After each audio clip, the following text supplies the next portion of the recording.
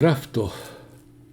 Pa igramo ovako, B3, G6, da će uzeti, hoće. Dobro. Pa ide ovako. Pa lovac. Kako sam ja sam to nešto igrao svoje vremena. Ajde ovako sam, čini mi se, L3. L3, pa sad ovako malo. Malo ga tu gnjavim po crnim poljima, pa neka ga gnjavim.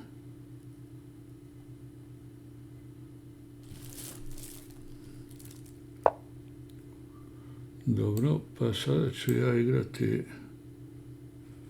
na skakač B4 možda.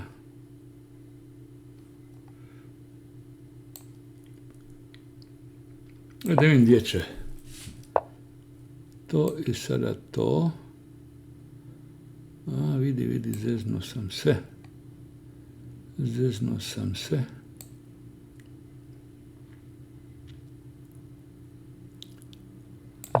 sam se. Sa skakač B5 i uzmem i ovog. Ali na to sam smislio neki štos putem... Aha, imam i F5 ovdje, dobro. Imam i F5, ali sam zamislio ovaj potez. I sada imam ovaj šah tu nešto. Vidjet ćemo imati još tu da se igra. Nije tako jednostavno.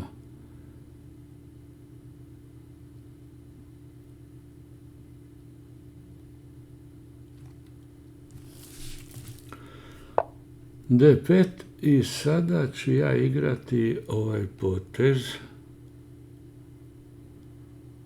Koji potez? Lovac F5. CD ništa, lovac F5. Šah tu.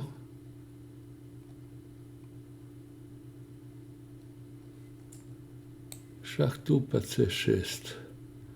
To su neka divljaštva nastaju, čini mi se. Ili lovac F5 pa mi može to. C6. Ajde ovako ću igrati to. I sada C6. Ako on se vrati, ja ću igrati skakač D4, opet divljaštvo totalno, mislim, ono. On može to uzeti, ja ću uzeti skakačem i onda recimo tako da je došlo do nečeg, ono. Ako on uzme tu kraljem, ja ću to. I sada ću igrati, da li taj šah prije. Sad ima šansu da brzo nadrlja. Sad šah ovaj. Pa onda ovako. Da baš brzo nadrlja. Sad prijetim tu šah i uzeti topa. Aha. Šah, ništa. Dobro, doći ću tu.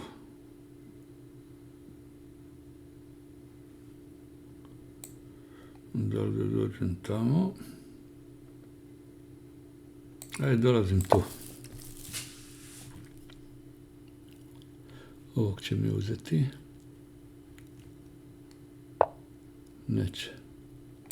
Pa dobro, sad se on derokirao, sad mi je to, recimo tako, pozicija, da ne kažem ok, ali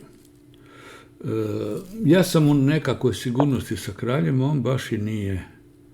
Što on tu ništa ne prijeti. Ja ću igrati to. Igrati ću taj potez. Prijetim znači ovaj šah.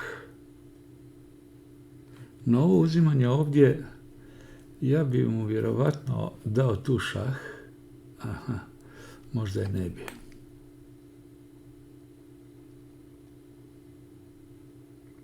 Ovo je, aha, što je sad ovo? Pa ja to prijetim, čovječe. Čovječe, moraš paziti. Uzeo ja damu, Miško.